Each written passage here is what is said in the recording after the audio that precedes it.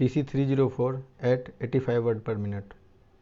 10 second, 5 second, start. In view of the fact that elections to the legislatures and the local representative bodies are now a permanent feature of the life of the nation, it has become urgently necessary to put the election machinery in the districts and their subdivisions on a more satisfactory and well thought out basis.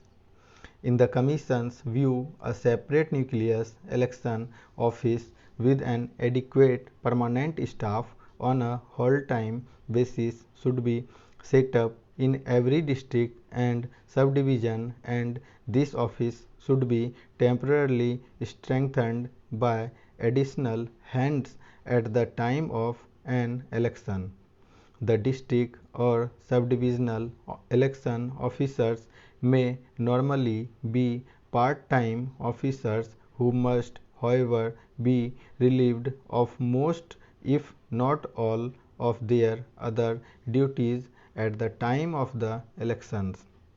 In the course of inspections of some district election offices undertaken by the Election Commission, it was noticed that the organization at the district and subdivisional level is almost always inadequate and very often haphazard and unsatisfactory.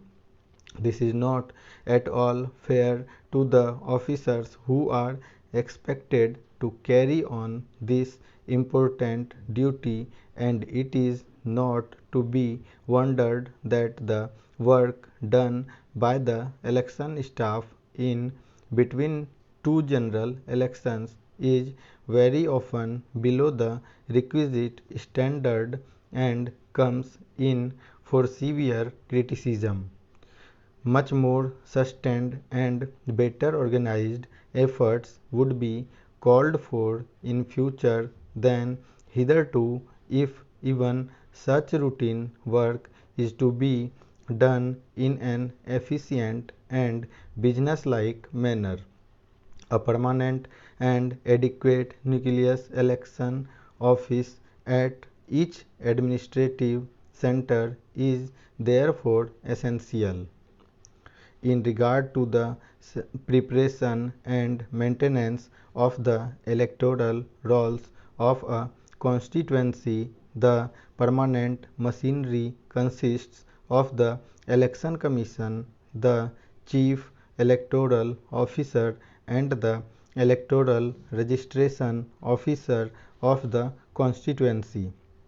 There is an electoral registration officer for each assembly constituency, and it is his responsibility to prepare and annually revise the law.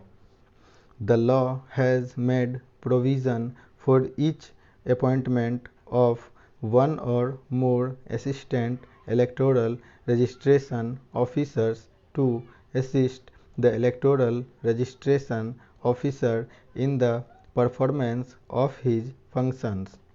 Every assistant electoral registration officer is subject to the control of the electoral registration officer competent to perform all or any of the functions of the electoral registration officer.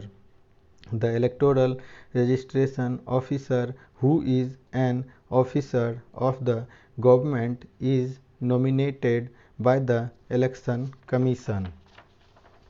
The assistant electoral registration officers are also appointed by the Election Commission. Generally, officers of the status of deputy commissioners, collectors, deputy collectors, tehsildars, etc. were appointed as electoral registration officers, while officers junior to them were appointed to assist them as assistant electoral registration officers. For each parliamentary constituency, a returning officer is appointed by the Election Commission. He has to be an officer of government. One or more persons who are also officer of government are appointed as assistant returning officers to assist him in the performance of his functions. Whenever by-elections or general elections are to be held, the returning officer comes into action. Subject to the approval of the commission, the returning officer selects the polling stations for his constituency. He also makes all preparatory arrangements for the holding of the poll. He appoints the personnel required for the conduct of the poll.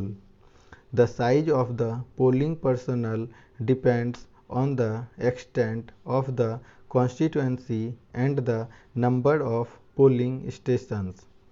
The returning officer's duty continues until the last candidate has lodged his account of election expenses. The assistant returning officers were originally debarred from performing any of the prescribed functions of the returning officer which related to the counting of votes unless the latter was unavoidably prevented from performing such functions. In a large constituency, it sometimes becomes necessary to count votes at different places. As the assistant returning officers were not permitted to do this, the returning officer himself had to count votes at all such places one after another. This often resulted in a good deal of avoidable delay.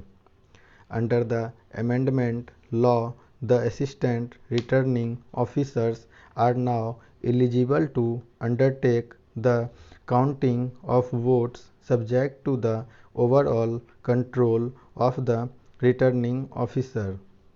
The only function of the returning officer which an assistant returning officer is not competent to perform at present is the scrutiny of nomination papers.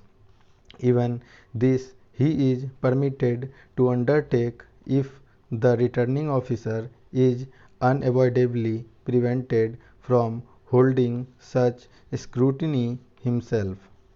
There were certain former Indian states which had entered into an agreement with the then British India about the execution of decrees passed in the territories of either of them. There was no difficulty about that. With respect to the decision of the Bombay High Court, I find that there were more than 200 states in that small part known as Saurashtra, and there were other states also in Gujarat. There were some states like Kolhapur and others in Maharashtra. In respect of many of these states, probably I think there were agreements between the British India and these states.